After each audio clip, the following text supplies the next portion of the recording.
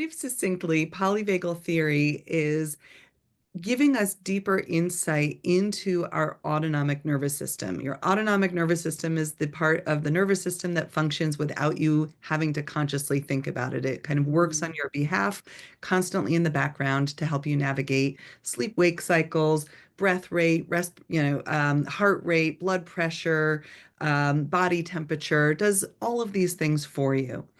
And when I was first studying this, actually, I was writing my master's thesis in the 1990s, and much of the literature at that time about the autonomic nervous system was talking about this kind of dichotic system of our sympathetic system being the fight flight system and our parasympathetic system being our rest and digest system. Right. I think we've all heard that. Yeah, yeah. Yeah, Yep. it's a partially true story.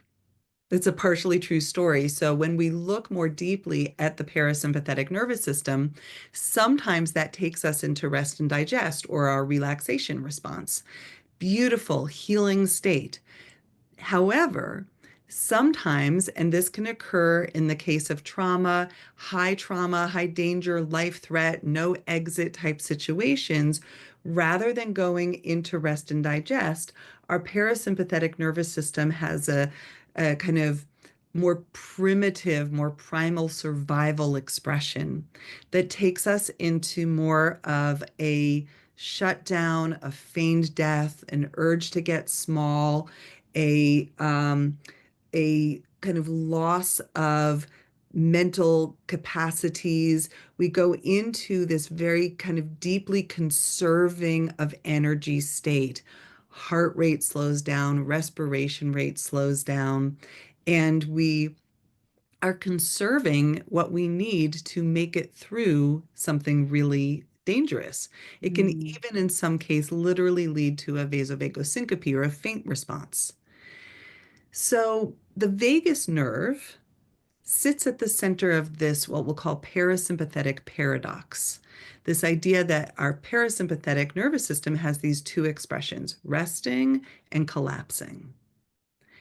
And Dr. Stephen Porges, who developed the polyvagal theory, he was observing this, especially with infants in the NICU, in intensive care units, where when they would go into that older parasympathetic response, they were at higher risk of death. They would go into what's called bradycardia. Their heart rate would slow rapidly down. And so this question, because the vagus nerve is always linked to our parasympathetic response. So how could the vagus nerve and the parasympathetic nervous system have these two expressions? So that led to the development of the polyvagal theory.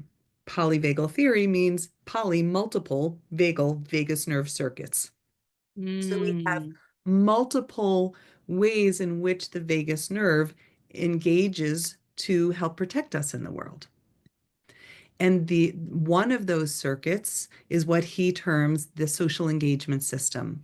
It's an upper circuit or a ventral vagal circuit. It's forward in the brainstem, and it's basically evolved for us as mammals to help us connect to each other in order to downregulate out of fight flight, downregulate out of our sympathetic nervous system, so that we can bond, so that we can reach for connection, so that we can nurse, so that we can soften into contact with another person and basically be in proximity.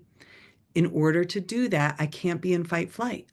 And if you've ever Right. held a baby who's in fight flight, their bodies are stiff. They're not kind of melting into the holding environment of the caregiver. And that makes it so hard to soothe that baby. Mhm. Yeah. So, Wow. Yeah. yeah. And then there's another vagal circuit, this dorsal vagal circuit that goes lower down into the body. It comes down out of the back of the brainstem, and that vagal circuit is associated more with the deep rest and digest state, the healing. However, when we are not safe, right, our social engagement system is going to help us determine, am I safe? Are there cues of safety? Will also help us determine, is there danger? Is there life threat? And if we get the cues that there's a life threat, that there's no exit, right? Whether that's because the trauma is ongoing or whether it's a really big threatening event, it will signal that lower vagus to protect us.